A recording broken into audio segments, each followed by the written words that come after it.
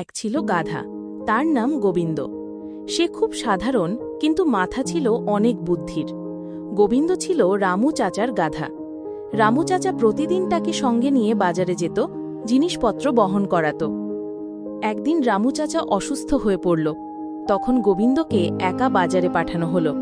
তার পিঠে রাখা হলো চাল, ডাল আর কিছু টাকা। গোবিন্দ খুব সাবধানে চলতে লাগল, কিন্তু মাঝপথে দেখা হলো ভোলা ডাকাতের সঙ্গে।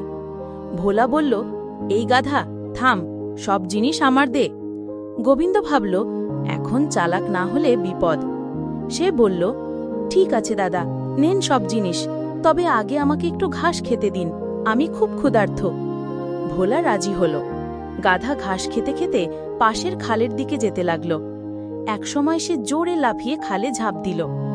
সব জিনিসপত্র ভিজে গেল, কিন্তু গাধা বেঁচে গেল। ভোলা ডাকাত ভিজে চাল ডাল দেখে রেগে আগুন হয়ে গেল, আর গাধা হেসে বলল, বুদ্ধি থাকলে গাধাও বিপদে যেতে পারে না। শিক্ষা: বুদ্ধি থাকলে যে কোনো বিপদে জয় পাওয়া যায়, ইভেন যদি তুমি একজন গাধাও হও।